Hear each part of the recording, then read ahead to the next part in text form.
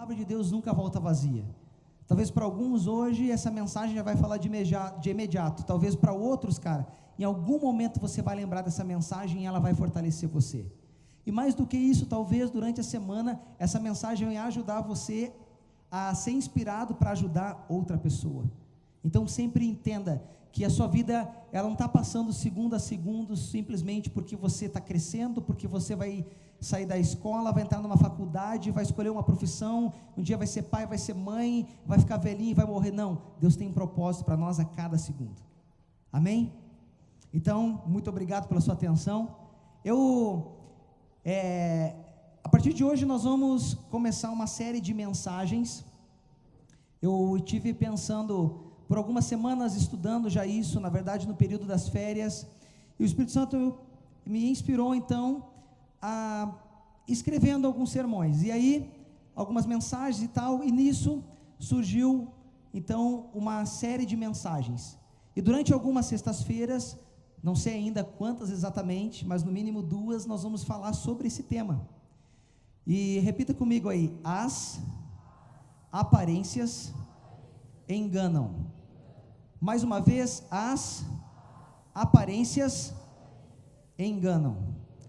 Algo muito interessante, imagine que você está vindo para o Seja, e de repente, você ia ter 30 minutos para chegar no Seja, e ao chegar ainda teria mais 15, que poderia comer alguma coisa. Quem está com fome aqui dentro? Levanta a mão. Eu estou com fome. Uma galera, né? Então, cara, imagine que no meio do caminho, você passa por uma panificadora que você já conhece, você sempre compra lá. Então, para deixar a coisa mais íntima, né? E aí, você conhece a pessoa que atende. O nome da pessoa que atende lá se chama Judite.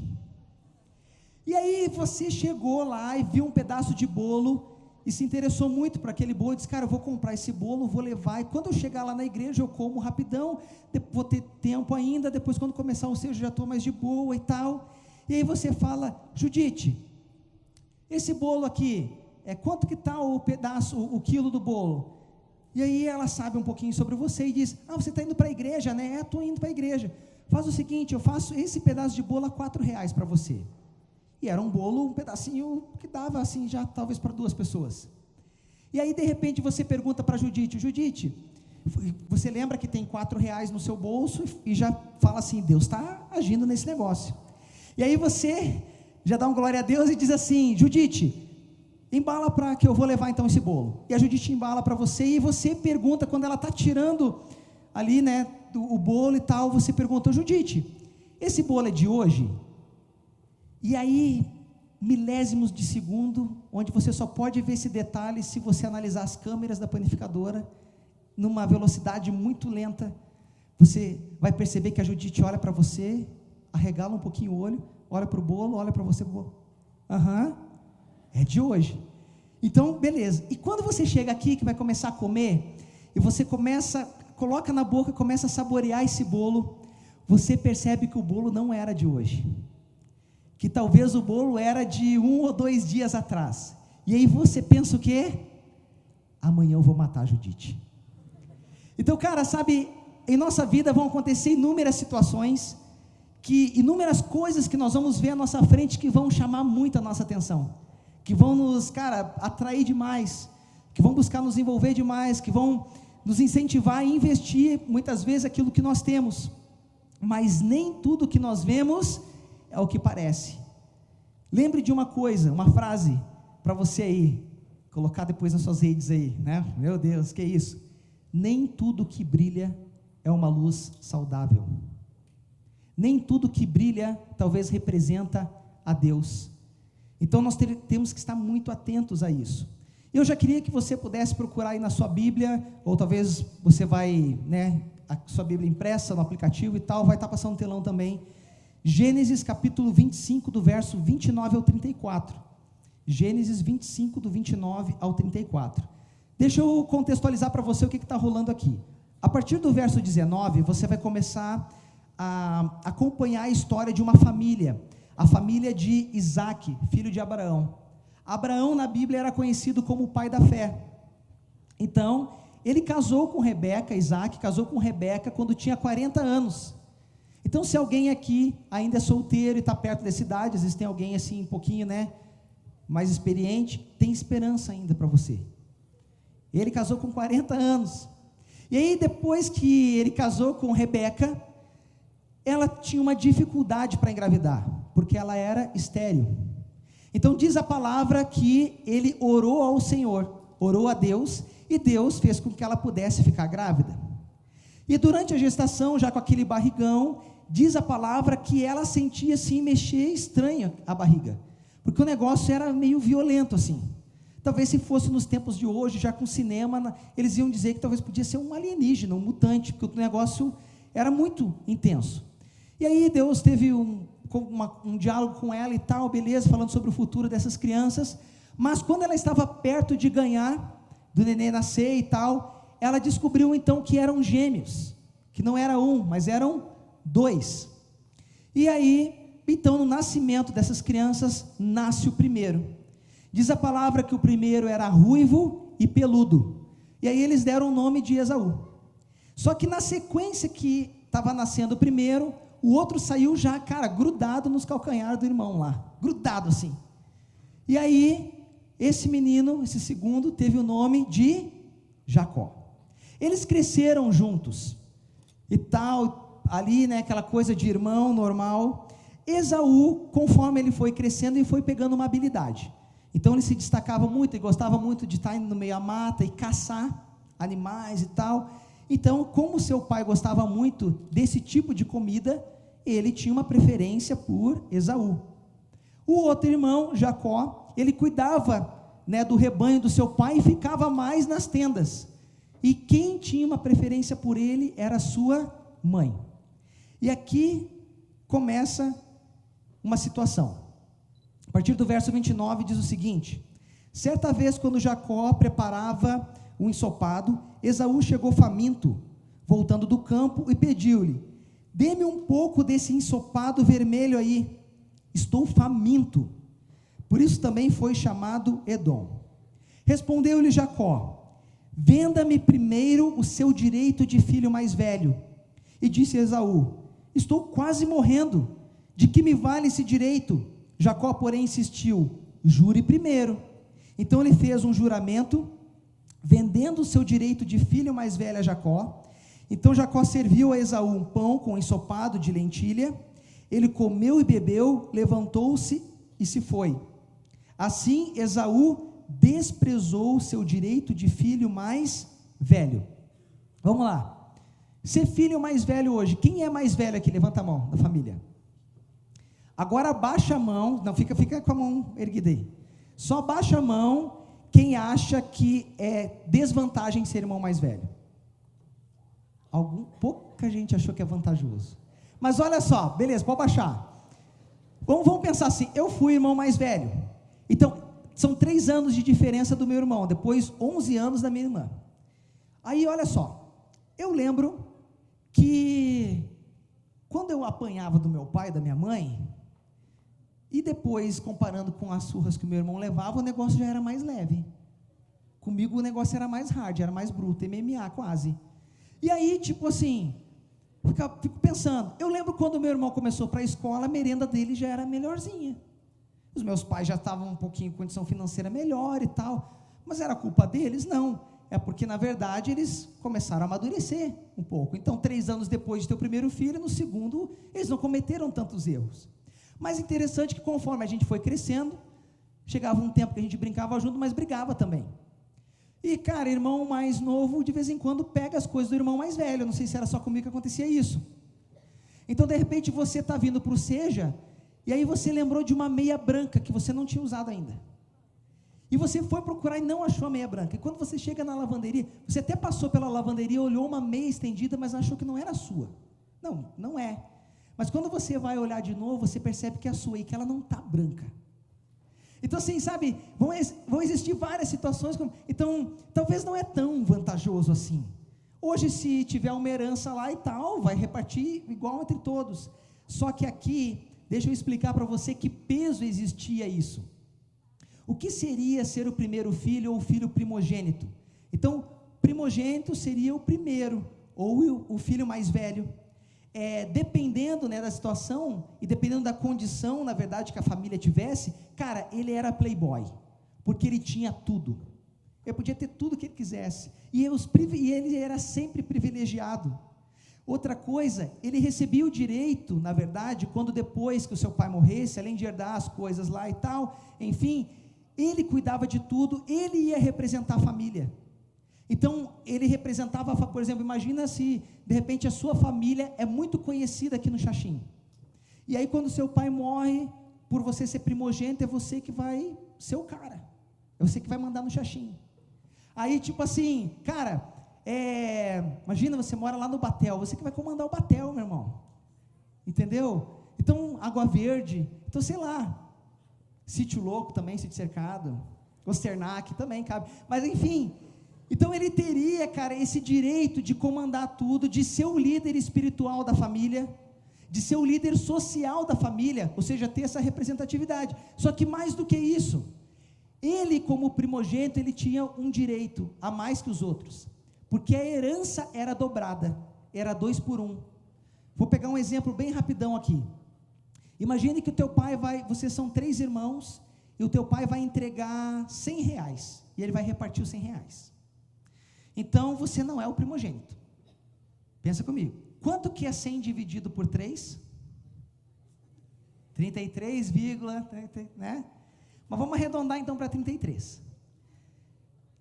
Quanto que é a parte de cada irmão? 33. O primogênito tem dobrado. Então, qual seria a parte do primogênito de Esaú? 66. Então, do 100 sobrou quanto? 44. Qual seria então a parte que seria dividida com você e com seu irmão? 44, ou seja, 22 para cada um. Então o primogênito, mano, ele era, cara, ele tinha suas vantagens. Então, olha, além disso, de todos esses outros valores e vantagens, ele perdeu com um prato de lentilha. Por um momento, e diz a palavra que ele desprezou a herança do pai. Então ele vendeu o seu direito, o direito ao seu irmão de filho mais velho, de usufruir de tudo isso por um prato de feijão. Ele estava tão ansioso, cara, eu vou morrer se eu não comer, mano. Ele poderia comer o que quisesse depois, era um momento que ele chegou, ele podia ir tomar um banho depois e, cara, mandar matar um boi para ele se ele quisesse. Mas ele deixou que esse momento pudesse ser maior do que a herança que ele tinha. Ele deixou esse momento direcionar totalmente o seu destino e mudar totalmente o seu futuro. Ele foi tão exagerado que a palavra de Deus fala que ele chegou a dizer que ele ia morrer e que ele nem ia poder usar esse direito. Então, sabe, uma das coisas que eu percebo é que isso continua acontecendo. Que muitas vezes, talvez você, assim como eu, já cometeu erros de não valorizar tanto assim algumas coisas que talvez os teus pais fazem. Só que mais do que isso, do que as coisas materiais, do que a gente vê, porque se de repente hoje você tem um iPhone 10 e eu falo para você que eu quero ele e trocar por um Babalu, você não vai trocar. Mas nós fazemos isso de uma forma natural, sem perceber, com as coisas de Deus, com a herança que Deus nos deu. Nós deixamos situações nos conduzirem, mudar o nosso destino. Nós esquecemos que a fome, ela volta. Então, mano, você talvez almoçou hoje, ou tomou café, eu perguntei para você se você estava com fome, você levantou a mão. Por quê? Porque a fome vai voltar. Então, o que nós precisamos alinhar? Nós precisamos ter muita certeza da fonte que nós estamos nos alimentando. Nós queremos uma gratificação imediata, então nós não temos paciência com as coisas. Aí nós somos exagerados, não, eu preciso disso. Aí eu vou atender às vezes algumas situações de alguém que terminou um namoro, ai pastor, eu preciso tanto dele. Ou vou atender o rapaz também, que isso acontece com os piá também, são fortes, mas eles choram também. Ai pastor, eu preciso dela. Sabe, tudo é no extremo. E tudo que nós vemos, às vezes nós temos necessidade de copiar, de reproduzir, deixamos muitas vezes a nossa emoção conduzir as nossas ações, que cara, depois você vê o que fez, pensa, meu, o que eu fiz? O que eu falei para essa pessoa? E fazemos isso, então, com as coisas de Deus. Então, o que nós precisamos sempre prestar atenção? que é o primeiro ponto, que é o mesmo da série de mensagens. As aparências enganam. Então talvez você anda recebendo algumas coisas, você anda pegando essas coisas por uma necessidade, e você agora de repente começa a se deparar com algumas crises, porque não era o que você imaginava, e no fundo não era o que você queria, no fundo a Judite te enganou. Então nós precisamos prestar atenção. Outra coisa, além então de nós precisarmos olhar tudo com outro olhar, porque as aparências nos enganam, entre o segundo ponto, que nós estamos trocando a nossa herança por qualquer coisa. João 3,16, vai colocar no telão ali? Quem sabe de cor? Porque Deus amou o mundo, o unigênito, para que todo aquele que nele crê não pereça, mas tenha vida eterna. O que é unigênito? Unigênito é gerado, procede de Deus, ou seja, o próprio Deus. Então Jesus foi unigênito, ele procede do próprio Senhor. Então ele enviou Jesus para todos nós, para que nós possamos ter o que? Vida eterna. Ele está falando não de algo passageiro aqui, mas de algo que nós vamos ter no céu. É uma herança. Romanos 8, do 1 ao 2, vamos lá, olha só, acompanha comigo aí. Portanto agora já não há condenação para quem está em Cristo Jesus, porque por meio de Cristo Jesus, a lei do Espírito de vida me libertou da lei do pecado e da lei da morte. Então aqui diz o seguinte, que eu não tenho mais condenação, mas para quem que não tem condenação? Para quem está com o João, com o Pedrinho ou com a Judite? Para quem está com quem? Com Jesus, com Cristo Jesus, que Ele deixou o seu Espírito que nos libertou. Aí quando você continuar, eu quero desafiar você, leia esse capítulo depois. Quando você continuar lendo o capítulo, lá do começo já, você vai ver que vai ter alguns negritos na sua Bíblia, às vezes com subtítulos, do ponto que ele está tratando. Então ele vai falar sobre a vida do Espírito, ele vai falar sobre a glória que nos aguarda, ou seja, a herança que Jesus está nos dando, e ele vai fechar falando sobre que somos mais do que vencedores. E aí chega o verso de número 29, joga aí para nós, olha só: pois aqueles que de antemão conheceu, também os predestinou para serem conforme a sua imagem, a imagem de seu Filho. Deus está falando de um filho chamado quem? Jesus, a fim de que ele seja primogênito entre muitos. O que é ser primogênito? Primeiro, mais velho. Então Jesus, ele veio numa condição de João 3,16 como unigênito, alguém que procede de Deus, mas depois ele é transformado em primogênito, para ser o primeiro, para ser a referência para os que viriam. Então Jesus é nossa referência, Jesus é o nosso irmão mais velho. Então ele veio com esse papel de poder nos ensinar, de poder nos direcionar, de poder ser o nosso líder espiritual, porque por ser primogênito ele tem esse direito, né, de nos ensinar, de nos dar uma herança. E detalhe, a herança que Jesus nos proporciona é muito diferente da herança de Esaú e de Jacó, porque lá era 2 por 1, aqui não, ele nos dá por igual. Assim como ele tem acesso a estar do lado do Pai, ele nos dá o acesso a também estar do lado do Pai. Então Jesus, ele reparte isso conosco, ele nos dá acesso ao Pai. Só que nós estamos trocando muitas vezes todas essas coisas por alguns pratos de lentilhas que estão nos dando. E sabe o que são esses pratos? Muitas vezes é a sua amizade, muitas vezes é o seu descontrole emocional, muitas vezes é você achar que pode fazer tudo o que você quiser, que nunca vai dar nada, mas um dia a idade vai chegar para você, e consequências de responsabilidades que você tiver agora, lá na frente você vai colher. Talvez esse prato de lentilha, cara, é um namoro totalmente desregrado, e aí você menina se entrega totalmente, ou você menino se entrega totalmente, e depois é tarde. A Bíblia não fala sobre como foi o prazer de Esaú em comer aquilo, só diz que ele comeu e bebeu. Então não sei se o prato de Esaú foi gostoso ou não, mas uma coisa eu sei: existiu algumas situações ruins para Esaú. Ele perdeu aquilo que ele teria de melhor, aquilo que ele tinha de mais valor. Então, voltando ao raciocínio, se Jesus é filho de Deus, e ele é primogênito, e eu sou filho de Deus, significa que Jesus é meu irmão mais velho. Até aqui, beleza? Então, como filho de Deus, ele é meu pai, o que eu preciso fazer?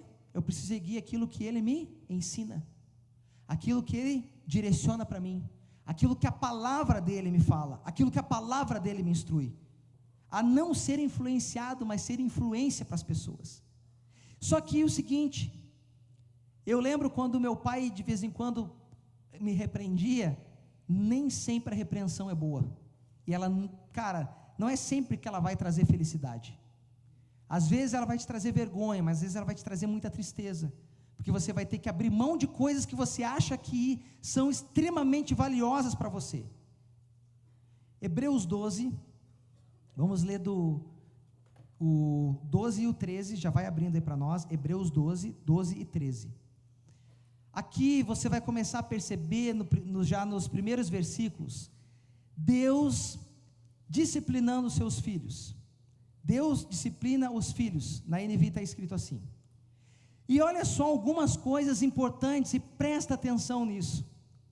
Você, como filho de Deus, precisa se ligar nisso. A palavra fala que nós estamos rodeados por nuvem de testemunhas. Então nós precisamos nos livrar daquilo que nos atrapalha. O que nos atrapalha? Pecado, coisas que nos envolvem, que tiram a nossa atenção. Agora eu pergunto para você, aqui diz que nós estamos rodeados por testemunhas. Como está sendo o teu testemunho na escola? Como está sendo o teu testemunho em casa? Como está sendo o teu testemunho quando você não está na igreja? Quando você está com os teus amigos? Outra coisa, será que você tem afastado as coisas que te atrapalham, ou você está abraçando elas com tudo? Continua dizendo que nós precisamos ter olhos fixos em Jesus. Agora eu te pergunto e faço uma reflexão: os teus olhos estão sendo alimentados com o quê? O que você faz quando você vai acessar no seu celular o privado? E o que você olha? Ou na frente do computador? Ou nos grupos fechados em que você tem com seus amigos de WhatsApp e tantas outras redes? Ele fala que alguém suportou os nossos pecados, para que nós não precisássemos estar cansados. Agora eu pergunto, você anda desanimadinho? Quer largar tudo? Por uma correção? Por uma pressãozinha? Vamos crescer, gente. Criança é o Benício, que tem 1 ano e 2 meses, que está lá em casa. Você precisa ser forjado mesmo, mano. Você precisa ser confrontado, porque você vai ser adulto aí, um dia você vai ouvir não de pessoas estranhas. E sabe o que acontece? O não de estranho dói muito mais do que o não de um pai e de uma mãe. Porque o não do pai e de uma mãe é porque nos amam. Só que o não de um estranho muitas vezes não vem só com palavras.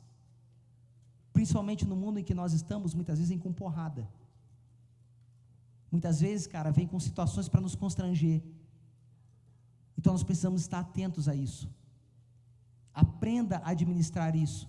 Não só aquilo que vem da parte de Deus para você, mas aquilo que vem com os teus pais, mesmo eles não sendo perfeitos. O verso 5 diz algo que eu acho interessante, que eu quero ressaltar com você. Não despreze a disciplina do Senhor. A disciplina é para todos os filhos. Ela não é para o bonitinho, ela não é para o magrinho, ela não é para a menininha. E não tem assim, porque a menininha eu vou, vem aqui. Não faz mais, não faz mais e pronto, cara. É para homem, é para mulher, é para branco, é para preto, é para magro, para gordo, para outro, para alto, para baixo. É para todos os filhos. Nenhuma disciplina vai trazer alegria, como eu já falei, só que ela produz uma coisa: ela produz fruto de justiça. E com certeza, cara, hoje eu sou grato a Deus. Até uma fase eu não entendia, mas eu sou grato a Deus pelas correções do meu pai, porque me fez virar homem, fez eu entender algumas coisas que eu posso fazer diferente com meu filho, mas outras coisas que eu preciso fazer, porque não pode ficar com mimimi. Ele precisa estudar, ele precisa trabalhar um dia para poder ter sua casa.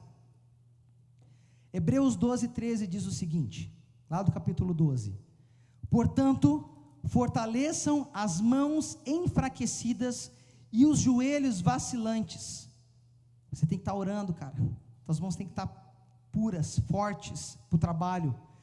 Façam caminhos retos para os seus pés, para que o manco não se desvie dele, mas antes seja curado.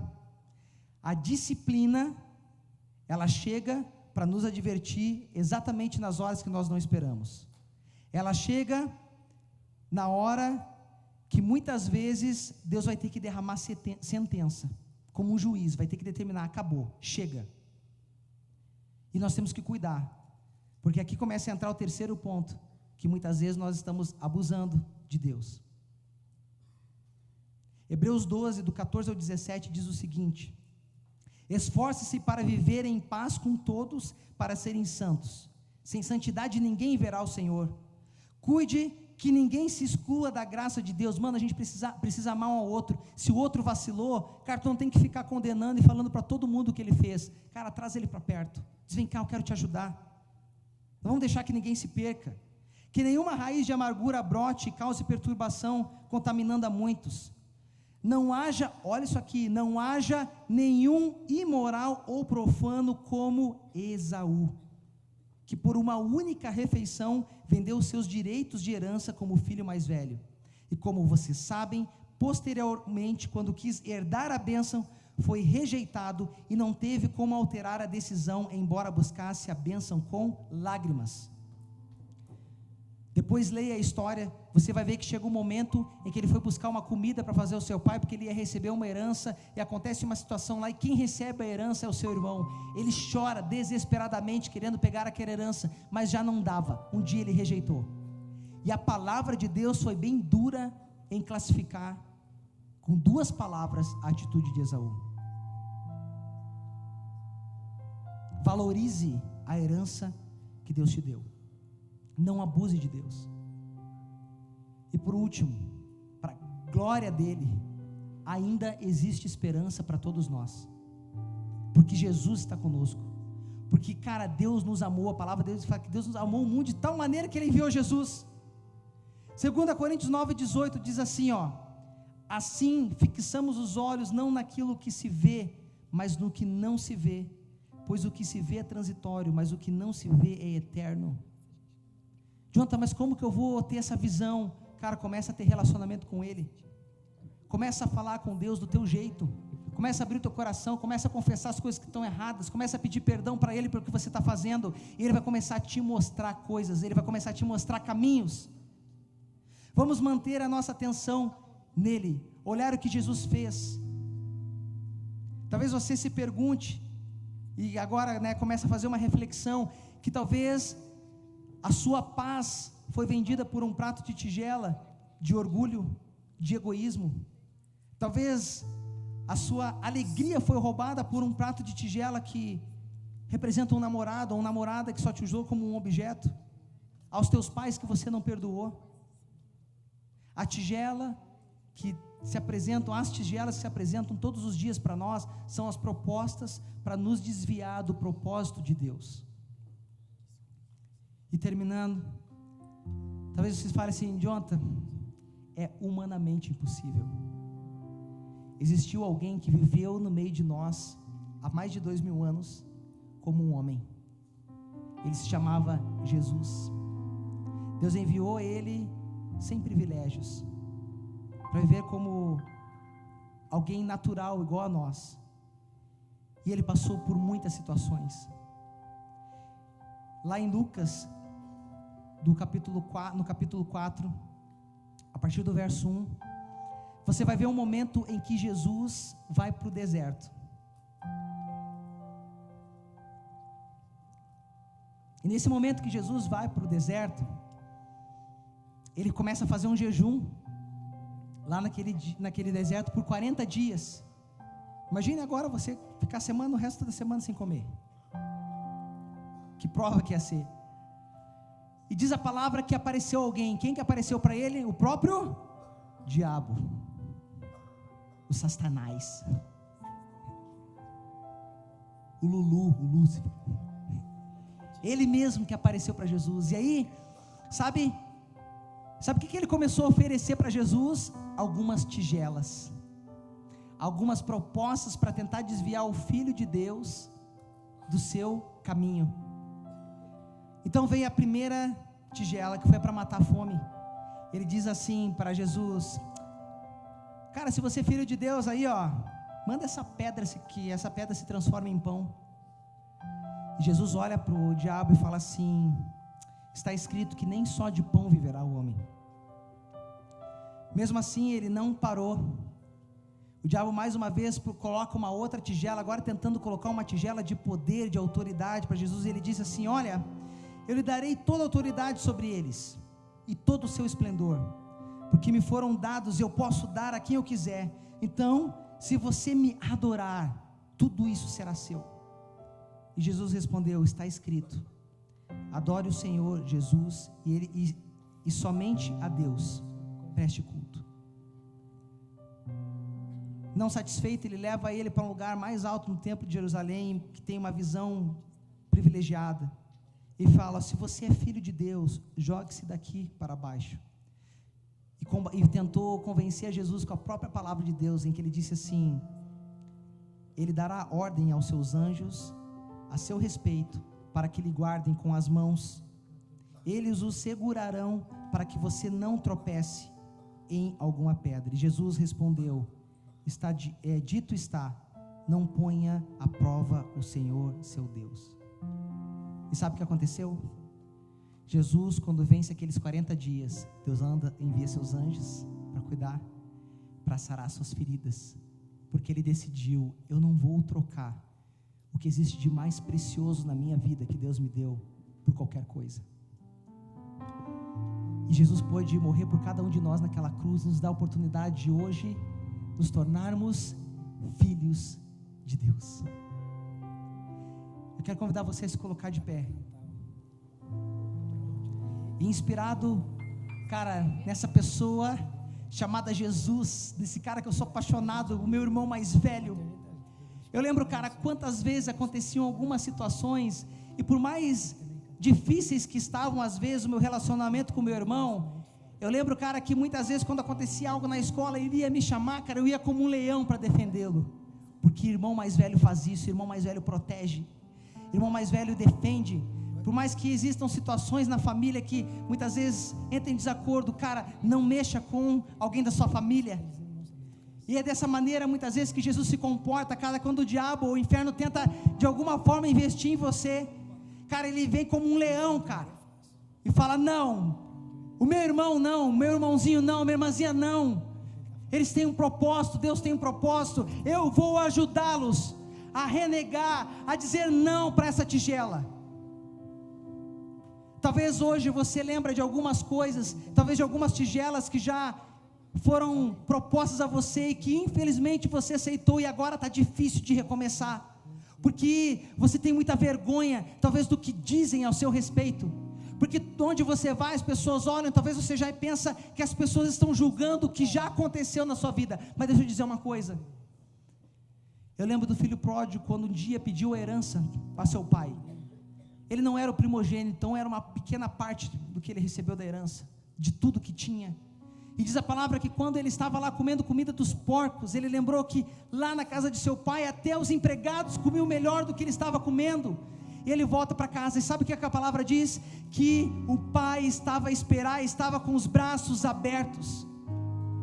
Diz a palavra que no natural, aquele irmão mais velho ficou um pouquinho bravinho, chateadinho, e o pai chamou ele, porque, cara, era uma porção pequena, porque a herança deles, logo aquilo ia se recuperar, porque não era uma herança de primogênito. E sabe o que Deus tem para dizer para você hoje? Ei, filho, filha, volte. Filho, filha, volte aos meus braços. Filho e filha, largue essa tigela, diga não para essa tigela, e venha de novo tomar a herança que eu já dei a você. Pode ir apagando um pouco as luzes. Coloque a mão no seu coração. Eu quero orar por você.